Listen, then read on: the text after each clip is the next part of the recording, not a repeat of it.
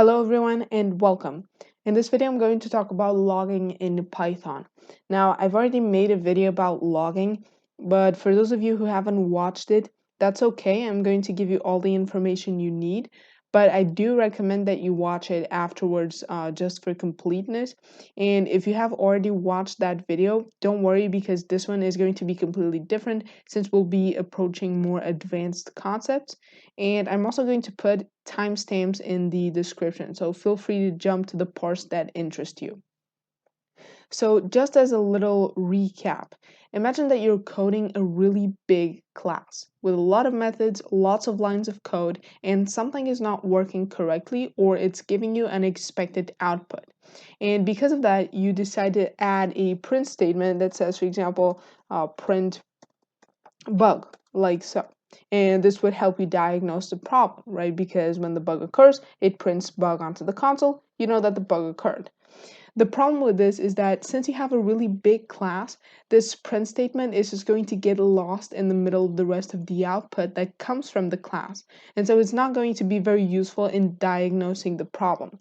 So what you can do instead is import logging. So you'd import logging like so. And now instead of this print statement, you'd use a logging statement, for example, logging.warning. And now if I run this code, this is the output that comes from the log statement. So as you can see, this is much more readable and has a much better format than the print statement. So today I'm going to teach you how you can implement logging into your programs by creating loggers, handlers, and formatters. So first of all, what is this warning keyword that I wrote here? Well, there are 5 different logging levels which you can use depending on the situation. And these are debug, info, warning, error, and critical. So the levels debug and info are more so to give you useful information about your code and not so much about bugs per se. And the levels warning, error, and critical are applicable to bugs of increasing importance.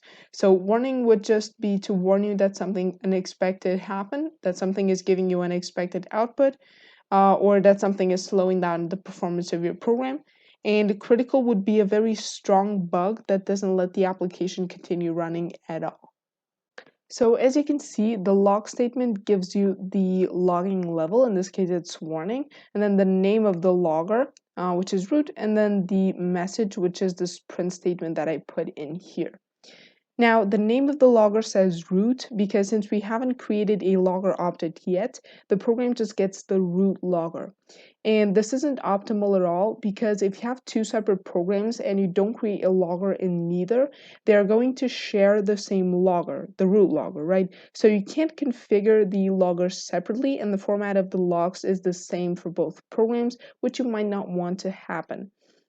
And in addition to that, if you send your log statements to a file, for example, you're going to have the logs from both programs in the same file, and it's just going to get really messy. So let's create a logger, shall we? So to do that, below my import statement here, I'm going to create a variable called logger, and I'm going to set this equal to logger.get logger, like so. And then here I'm going to pass in double underscore name double underscore. Don't worry too much about this name variable here. This is just a conventional name that you can give your loggers, and it returns the name of the current module you're in. Or if you import a module, it gives you the name of the imported module, helping you avoid accidentally naming your logger something that you already used before to name a different logger. So we've created our logger. So now we can replace this logging keyword with our logger object. But now if I run this, you can see that this is just going to print bug, just like a print statement would, which is exactly what we don't want. So I'm going to change that in just a moment.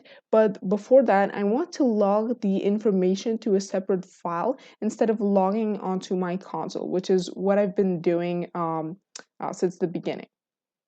So the advantage of doing that, the advantage of printing the log statements to a separate file is that you're going to have your logs all in one place and not just in the middle of the rest of your output, so you know exactly where they are.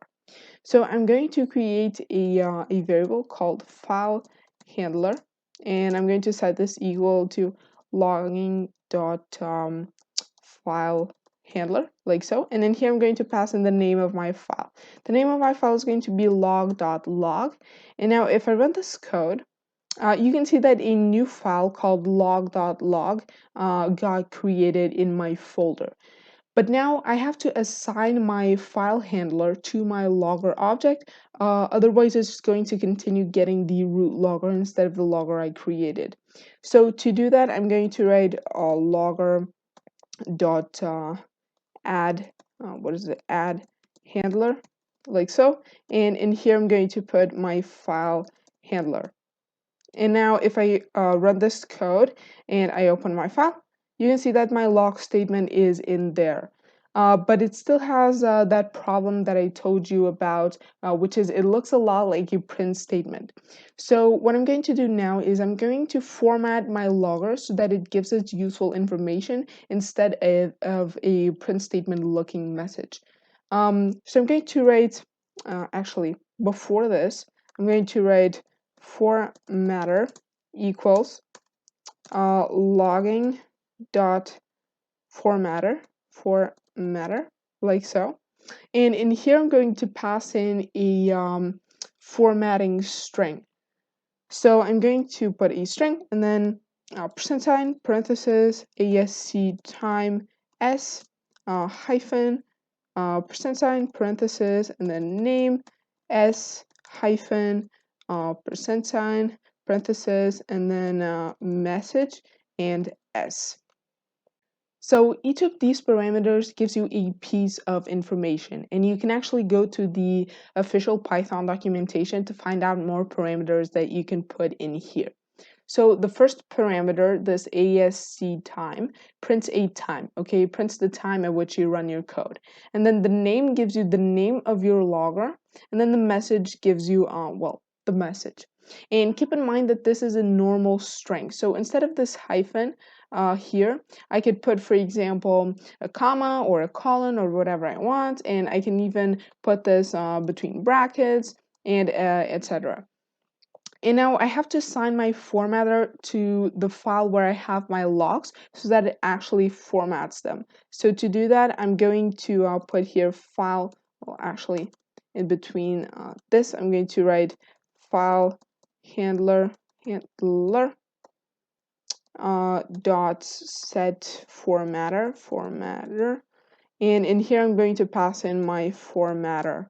And now if I run this, and I open my file, you can see that this is going to print a time between brackets and then the name of my logger, which is going to be main, and in the bug, so the message. Now this main, this name here is going to be equal to this name that I passed in here, just because this is the name of the logger, right? By default, the name that the program, the name of the module that you're currently in is going to be main. That's why it says main. So the last problem that we need to solve before I move on is the default logging level. So for example, if I change this from warning to debug, and I run this code and I open my file, you can see that nothing was added in there, right? This debug log statement wasn't added to my file. That's because the warning level is the default logging level. So debug and info are going to be completely ignored by the program, and only levels, warning, and above are going to be logged onto my file. So I can actually change this default level by writing logger.set level. And then in here, I'm going to pass in logging.debug, for example. So now the default level stops being warning and starts being debug. So everything that's level debug and above is going to be logged. So now if I run this and I open my file, you can see that a new log statement was added in there from my debug log. Okay, so let me show you one last cool thing that you can do with logging, and that is to add tracebacks to your log statements. So I have a dictionary here, and I'm going to try to print a key of this dictionary, so dictionary, but that key doesn't exist. So for example, the key C doesn't exist, so I'm going to try to print that, except key error, which I know that's going to occur, obviously because that key doesn't exist. And if that happens, I'm going to write logger.exception. And in here, I'm going to write, for example, key not found. And now if I run this and I open my file, you can see that in addition to my log statement, a traceback was also added in there because of my key error. So that's really useful as well. And that's basically it for this video. I hope it was easy to understand. I hope you learned something. Now you can do a bunch of cool stuff with logging. You can experiment with it. You can go to the documentation. You can read some of the stuff that you can do in addition to all of this that I've taught you.